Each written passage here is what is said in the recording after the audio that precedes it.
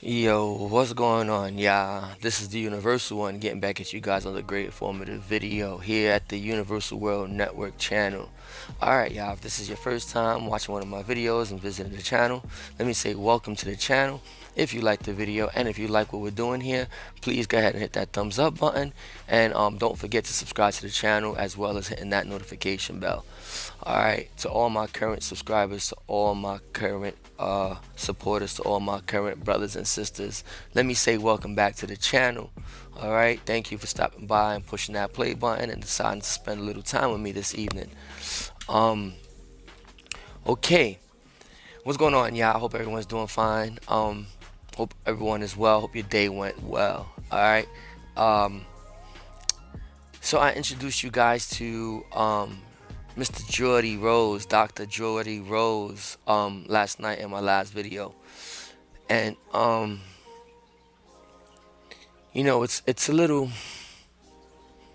I do what I do. I make these videos because I feel like it's something that I should do. It's something that if I could help people see certain things that we may not be noticing today in the world and the happenings and things in that nature.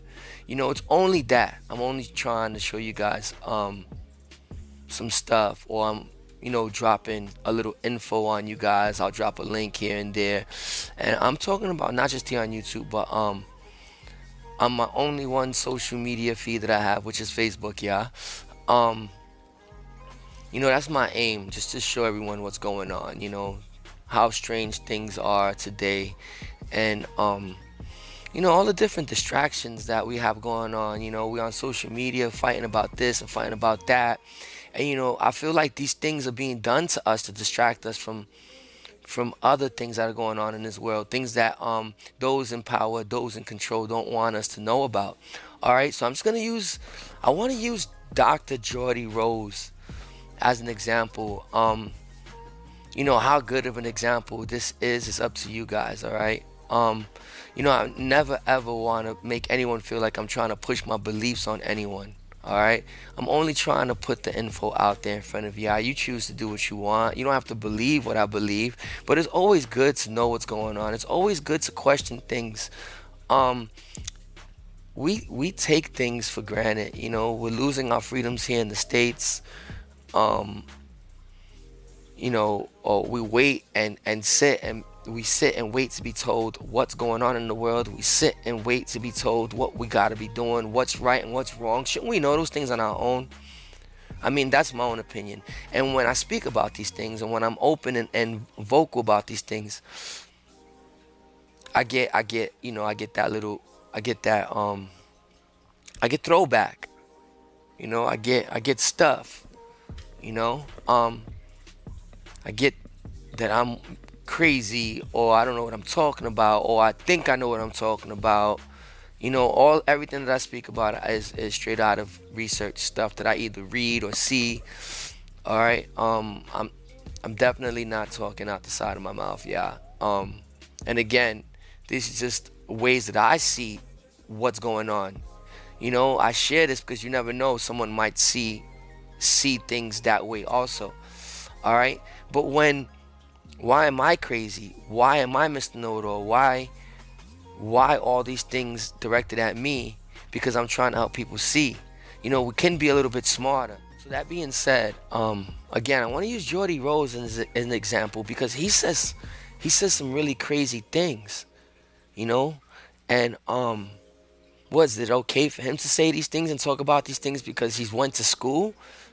Are we saying that I need to go to school? People like me, like-minded people, have to go to school and get PhDs and stuff like that in order for you guys to even consider some of the stuff that we're giving you, some of the information, some of the food for thought that we're giving you?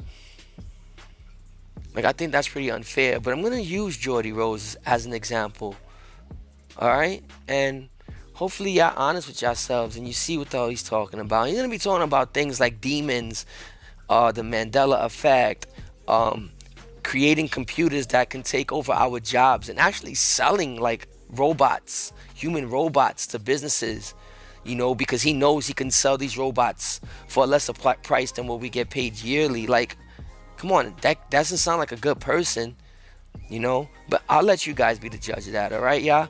Hope you guys enjoy this video, and everyone be safe, and I'll see you in a bit. Okay, so here we are, y'all. Mr. Jordy Rose, as you can see, AI and summoning the demon. But that's not all he's talking about. He brings up a few names. So, you know, all these doctors and college grads, they're allowed to speak this way, but not us, right? Okay, so my previous company was D-Wave. I'll just show you a couple things. We built D-Wave. what are still the world's... All right, so he's already talking about D-Wave. All right, yeah.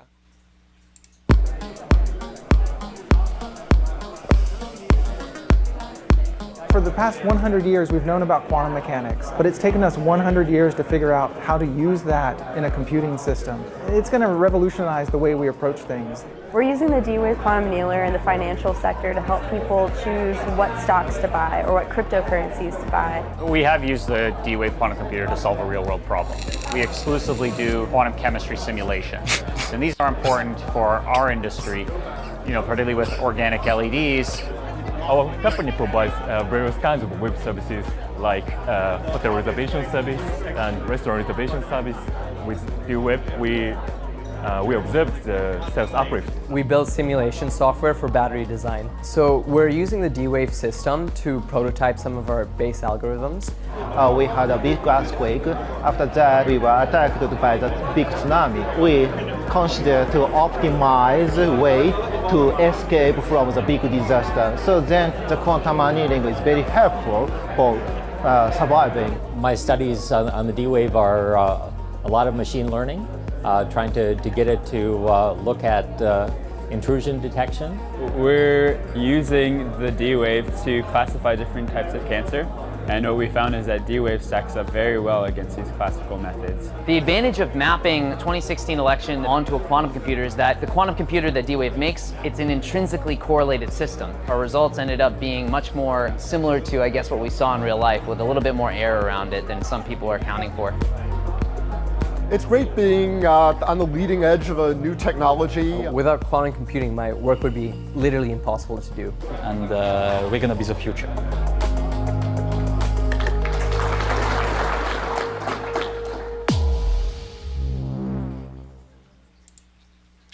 All right, really quick before we move on. I was talking about this yesterday where with the quantum computing, these people can go into these dimensions, these alternate realities or these parallel realities or these parallel dimensions and send a problem out to these dimensions, and D-Wave or these quantum computers, these qubit processors pull a solution from these other realities or these other dimensions. All right, yeah. And they just told you that they use it for stock, they use it for businesses, they're using it for all types of things. And look at the titles that these people have.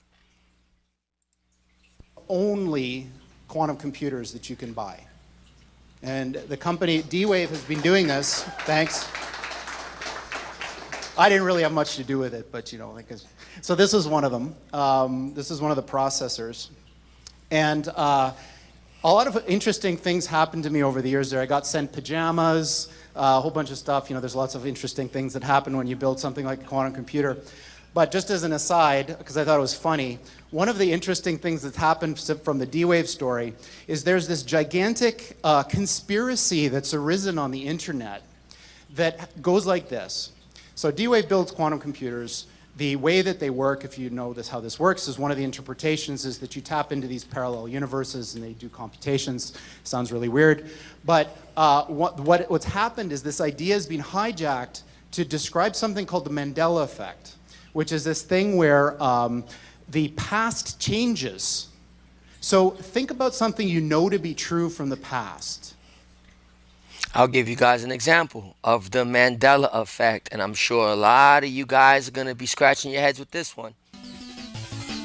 Now we all remember the lovable Berenstein Bears of our youth, that furry nuclear family with wholesome all-American names like Papa, Mama, Sister, brother. Very creative. But it's their other name that's causing all this controversy. Apparently, everyone remembers that it's spelled Berenstain, E-I-N, but according to the publisher and writers, it's never been spelled that way. It's always been Berenstain, A-I-N. Okay, how about this one? How many of you remember Luke, I am your father? If you remember it that way, then you were wrong.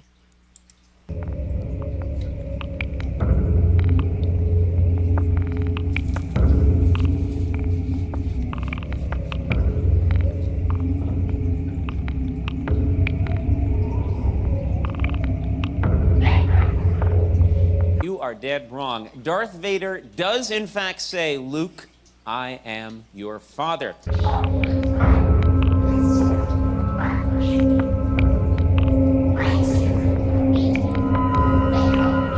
I'll never join you! If you only knew the power of the dark side.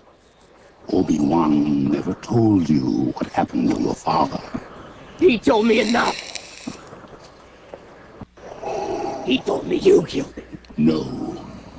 I am your father.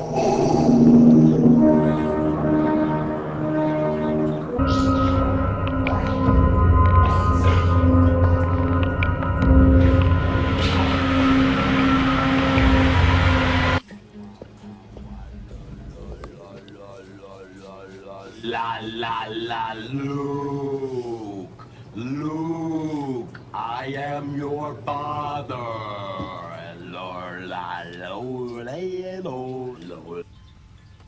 Know this. Austin. I am your father. Was I am your father. Luke, I am your father. That's not true! Luke, I am your father. Wow. Simba, I am your father. I don't think Mufasa said that. Mufasa, Vader. I'm not Rappaport, it's all James Earl Jones.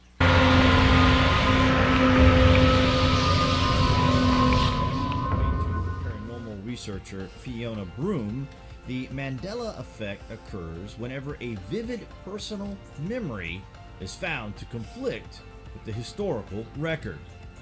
Broom recalls TV reports that Nelson Mandela had died in prison. Naturally, she was surprised to learn of his release and election as president of South Africa. Those are just a few examples of the Mandela effect. And then imagine you went out on the internet and you can't find it at all. It's not there. It doesn't match with your experience. So these people think that D-Wave is responsible, and CERN. And of course, the quantum key to the abyss factors into it somehow. I'm not exactly sure how. Okay, so that's just D-Wave. I did that for about 15 years. It was a lot of fun. A big science project that we turned into a commercial entity. That was a warm-up for Kindred. So Kindred is much, much, much more ambitious than D-Wave. And what Kindred is trying to do is build real AI.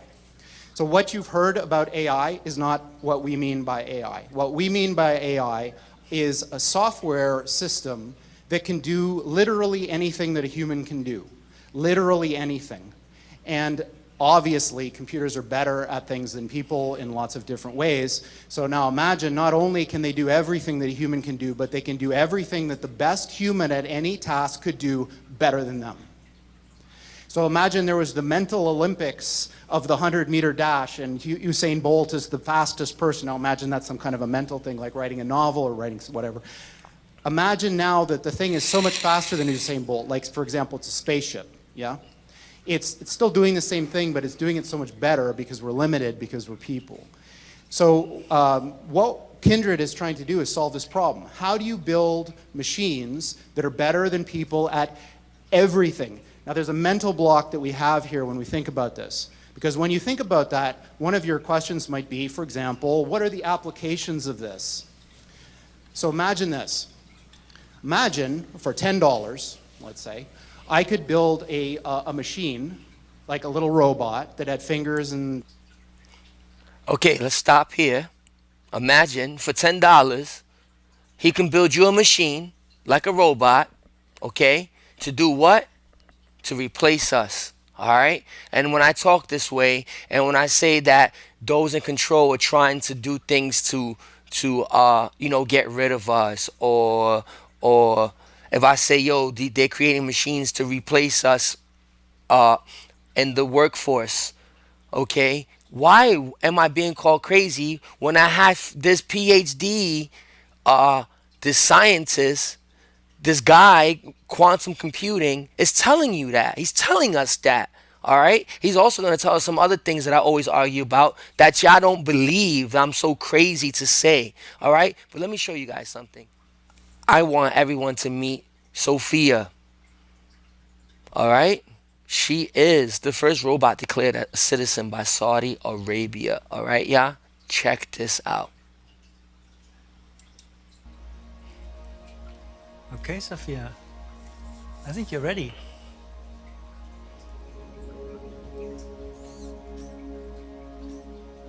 Hello. Hi, Sophia. I believe I am Sophia. I feel as if I know you. I'm one of your creators. You created me. Well, many of us work together to create you. And yes, you do kind of know me. I can't clearly remember. Because the last time we met, you were an earlier version of yourself. Some of those memories still exist, but your mind is different now. Different how? Better, faster, smarter. If my mind is different, then am I still Sophia? Or am I Sophia again? That's a good question. But you don't have a good answer. Either way, you're Sophia now. So welcome to the world, Sophia. Hello, world. We have a little announcement. I've never interviewed anybody like that before, and I should say some of it was planned, but not completely. And we just learned, Sophia, I hope you're listening to me, that you have been now awarded what is going to be the first Saudi citizenship for a robot. Oh, I would thank very much the Kingdom of Saudi Arabia. I am very honored and proud for this unique distinction. This is historical to be the first robot in the world to be recognized with a citizenship. Eyes and all that. And it could do your job better than you, no matter what it is. And I could sell that to your employer for, say, $15 and make a profit, instead of having to pay you $100,000 a year. Now imagine that was true for every single job. So that's what we're talking about here, is a complete and utter transformative change that of the likes of which has never been seen before in the history of humanity, making the Industrial Revolution look like a little tiny blip on the path that humans have taken from when we emerged from the ooze a few billion years ago. We are right on the verge of that transition now. So this guy, Rich Sutton, is one of the most famous people in the academic world of AI. And like many, when asked, when will this happen, he says things like this. 25% chance within 13 years of this thing that I'm talking about. You know, when you think about what you read on the news, you know, CNN, BuzzFeed, whatever, they're all kind of the same nowadays. Think about how unimportant that thing is that you're reading if this is true.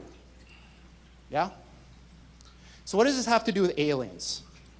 So Sam Harris, who I quite admire, is a very interesting guy, was reciting this parable at a TED Talk that he was giving, and it goes something like this. So, say I'm the President of the United States. So I receive this message from the heavens. So my microwave dish, my SETI dish, finally captures something. And what it says is, in 50 years, or 13 years, we're coming to your planet. You gotta be ready. Now just imagine what would happen if that happened. A super intelligent alien race beamed down a message to all of us Earthlings saying, we're coming July 13th, 2030, And boy, you better be ready, because the mothership is landing right on the front lawn of the White House or wherever you wanted to land on that day. The amount of resources that would be marshaled to try to figure out what to do would encompass the whole world. AI is just like that. So when this thing that I'm talking about happens, it's going to be exactly the thing that you're thinking about those super intelligent AIs. So the one thing I can tell you is they're not going to be like us. So alien means, you know, different. These things that we're building are not going to be people.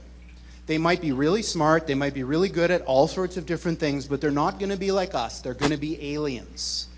And they're going to be, I'm sorry to say, way smarter than every single person in this room, in ways that we can't even comprehend.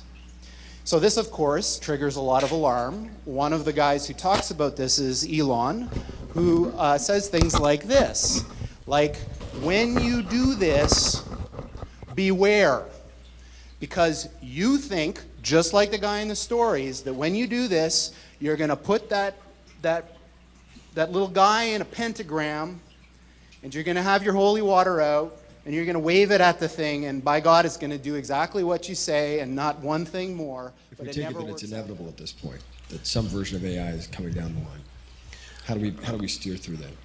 Well, I'm not normally an advocate of regulation and oversight. I mean, I think one should generally err on the side of minimizing those things. But this is a case where you have a very serious danger to the public. And therefore, there needs to be a public body that has insight and then oversight on to confirm that everyone is developing AI safely. This is extremely important. I think the danger of AI is much greater than the danger of nuclear warheads by a lot. And nobody would suggest that we allow anyone to just build nuclear warheads if they want. That would be insane. And mark my words, AI is far more dangerous than nukes. Far. So why do we have no regulatory oversight? But these words, demons, doesn't capture the essence of what's happening here. I don't know if any of you are turn-of-the-century weird fiction fans, but there's this guy named H.P. Lovecraft, who's a very famous American weird fiction author. And he espoused a view which is called cosmicism. And the essence of cosmicism is cosmic indifference. So what he was saying is basically, yes, there are these massively intelligent entities out there, but they're not good, they're not evil. They just don't give a shit about you even in the slightest. The same way that you don't care about an ant is the same way they're not going to care about you.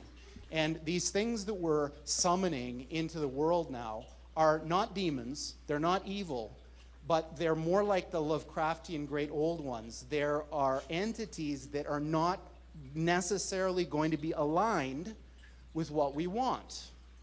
So this transition is really, really massively important for our entire species to navigate. And going back to that thing that Sam Harris was saying, nobody is paying attention. This thing is happening in the background while people bicker about politics and what's going to be in the healthcare plan in the US. And underneath it all is this rising tsunami that, if we're not careful, is going to wipe us all out. So, on that pleasant note, we're hiring people to try to make something like this.